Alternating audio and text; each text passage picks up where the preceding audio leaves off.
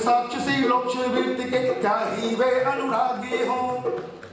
क्या विचित्र रचना समाज की गिरा ज्ञान ब्राह्मण घर में, मोती वर्षा वश्य वैश्व में पढ़ा खड़ग क्षत्रिय कर में, पढ़ा खड़ग क्षत्रिय कर में, पढ़ा खड़ग क्षत्रिय कर में।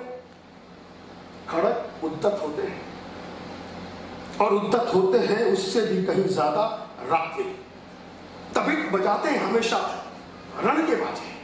रण इसलिए रण इसलिए कि राजा और सुखी हो मानी हो और प्रजाएं मिले उन्हें और अधिक अभिमानी हो। रण केवल इसलिए कि कल्पित भाव से छूट सके, बढ़े राज्य की सीमा जिसमें अधिक जनों को लूट सके।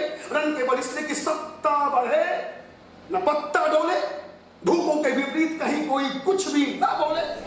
अभी जो हमने रश्मि रथी देखा तो वो एक तो उसकी जो काव्य रचना है वो बहुत कंटेम्प्रेरी है और जैसा सर ने परफॉर्मेंस दिया है वो इतना मतलब जो कहते हैं ना हम लोग की आंख पे आ रहा था, तो वो उस प्रकार का एक अनुभव रहा कि जिसने हमारी आंखें खोल दी कि कर्ण क्या था। कर्ण के बारे में जानते तो सब लोग हैं लेकिन उस शब्दों में बांधना वो एक बहुत बड़ी चीज़ थी। तो उससे हमको काफ़ी कुछ एज एन एक्टर भी काफ़ी कुछ सीखने मिला और ऐसे प्रयोग और नागपुर में होने चाहिए, यही आशा है। रश्मि रथी एक अकुल प्रस्तुति यहाँ हुई है नागपुर में।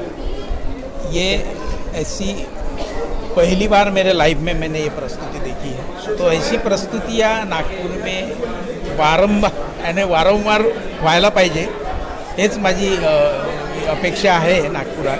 कारण की इथल्या आपण कसं आहे की छोटे मोठे इथे कसं एक थिएटर पण नाही आहेत आणि एकल शोला तर याच्यामध्ये जे एक पॉवर होता आणि कंटिन्यू इतक्या पेज असलेल्या याची एका स्ट्रोकमध्ये प्रस्तुती करणे तर त्याला म्हणजे पूर्ण आयुष्य त्याच्यामध्ये व्हावं लागतं कलावंताला, हे बघायला मिळाली।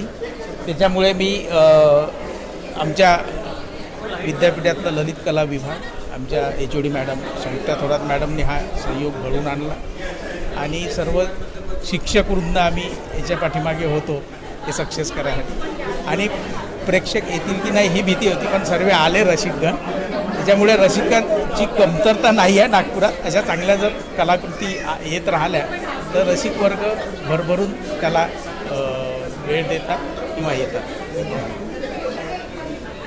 इतनी अच्छी प्रस्तुति यहाँ हुई है तो क्या कहना चाहेंगे आप? ये बहुत बढ़िया हुआ है।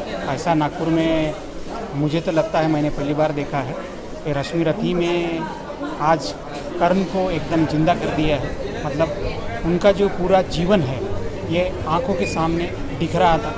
एकल प्रयोग करना बहुत कठिन काम है वैसे, लेकिन उन्होंने पूरा एकल प्रयोग दर्शकों के सामने इतने अप्रतिम रूप से रखा है, इसकी कोई यही नहीं, सीमा ही नहीं। बहुत बढ़िया लगा, बहुत बढ़िया। Thank you very much. मान हलाल पीता है, सह सकता जो कठिन वेदना, पी सकता अपमान वही, बुद्धि चला सीधी से तेज का, कर सकता बलिदान वही।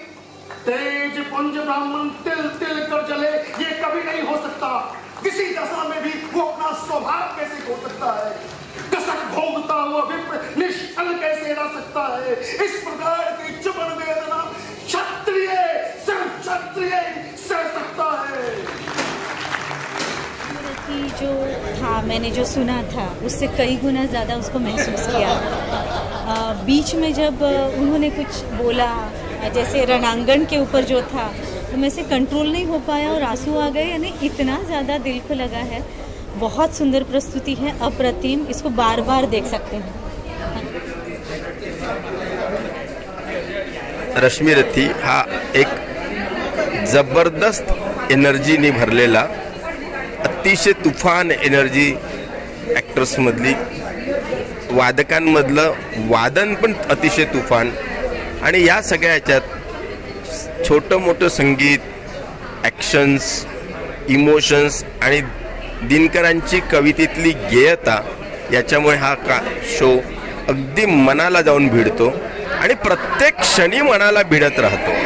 हा अप्रतिम शो आहे। सगळ्या भारतातल्या लोकांनी हा नक्कीच पाहावा असं वाटतं। धन्यवाद।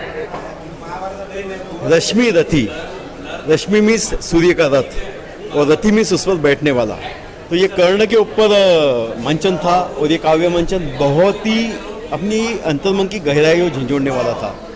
ऐसे मंचन और ऐसे काव्य लिखे कम जाते हैं और मंचन भी इसका कम होता है। ये हम सबके लिए सीख है कि कर्ण के रूप में एक सीख देखे गया कि त्याग क्या होता है, उदारता क्या होती है, और ये आज हम सब ने यहाँ पे अनुभव लिया इस मंचन का। और मैं चाहूँगा कि ऐसे काव्य लिखे जाए और ऐसे मंचन भी होते जाए ताकि हमारा समाज और समाज की सुव्यवस्था सुनिश्चित हो। Thank you. दृष्टि जिधर हंसने लगती है सृष्टि उधर। मैं जब ही मूंदता हूँ लोचन, छा जाता चारों ओर मरण। बांधने मुझे तो आया है, जंजीर ने बड़ी कहलाया है। मुझे बांधा चाहे मन तो पहले बांध इस अनंत। सुनने को साध न सकता है तू, मुझे बांध कब सकता है। हित वचन नहीं तूने माना, मैत्री का मूल न पहचाना तो ले मैं जाता हूँ। अंतिम संकल्प सुनाता हूँ, याचना नहीं अब रण होगा। जीवन जयगा कि मरण होगा। टकराएंगे नक्षत्र निकट, बरसेगी भूपरवाही पर। हम शेष नाग का डोलेगा, विकराल काल मुख खोलेगा दुर्योधन। हाँ ऐसा होगा फिर कभी नहीं जैसा होगा। भाई पे भाई टूटेंगे, विष्मान बूंद से फूटेंगे, वायरस सिंगार सुख लूटेंगे, सौभाग्य मनुष्य के फूटेंगे। आखिर तू भूषाई होगा, हिंसा का पर्दाई होगा। मैं धन्यवाद देता हूँ मेरे अजीज दोस्त जयंत गाड़ेकर को, जो मेरा एक बहुत पुराना साथी है, जिसके माध्यम से मुझे आज यहाँ आने का मौका मिला। और जब मुझे मौका मिल रहा था तो मैं इतना ज़्यादा मतलब आशान्वित नहीं था कि इतनी अच्छी प्रस्तुति मुझे आज यहाँ देखने को मिलने वाली है। क्योंकि हम लोग नागपुर यूनिवर्सिटी से कला के क्षेत्र से जुड़े हुए हैं। मैं खुद एक तबला वादक हूँ, तो कला के क्षेत्र से जुड़े वाले आदमी को जब इतना अच्छा एक प्रस्तुतिकरण मिलता है तो मज़ा आ जाता है एकदम। आज जिस तरीके से रश्मि रथी का प्रस्तुतिकरण हुआ है, एक नया ब्लड बॉडी में दौड़ने लगा है। Thank you Jain, thank you. साहब का नाम है हरीश जी। थैंक यू हरीश जी। क्या कहना चाहेंगे आप? क्या कहूँ मैं, बहुत ही मस्त लगा। एक नया अनुभव था, क्योंकि इस तरह से आजकल एक ही कलाकार ने इतना पूरा समय तक रहना और इतनी सारी एनर्जी ये करना, और ये सारा यानी पाठांतर और ये सारी तो चीज़ें अलग है। और लेकिन जिस प्रकार से वो सारी चीज़ें प्रस्तुति हुई है, मेस्मराइजिंग था और बहुत अच्छा लगा। और अभी भी ऐसी सारी अलग अलग प्रयोग किए जाते हैं, ये सबसे इम्पॉर्टेंट है। क्योंकि अभी मीडिया बदल गया है और छोटी छोटी रील्स और ये सारी चीज़ें बहुत जल्दी वायरल हो जाती है। तो इतना समय बैठ के ये सारी चीज़ें समझ लेना, सुनना और अभिनय की प्रस्तुति, ये सारा चीज़ें बहुत ही मैं कहूँगी अद्भुत थी और बहुत अच्छा एक अनुभव आज मिला। सुयोधन की जय तिलक सजा करके लौटेंगे हम धुंधले अवश्य ही रणवीर बजा करके। इतने में सामने पड़ गए धर्मराज। कर्ण उछलकर कहा ग्रीव, बोले महाराज तुम तो निकले कोमल अति, भीरू नहीं कोमल कह के ही जान बचा देता हूँ। आगे की खातिर नई युक्ति भी सिखा देता हूँ। है विप्रा से ये धर्म तरुतले कहीं निर्जन वन में, साधुओं का क्या काम इस महाघोर घातक रण में। मत कभी छात्र का आगे धोके रण का प्रताप झेला कीजिए, जाइए मत कभी कभी गरुड़ के थप्पों से खेला कीजिए, जाइए।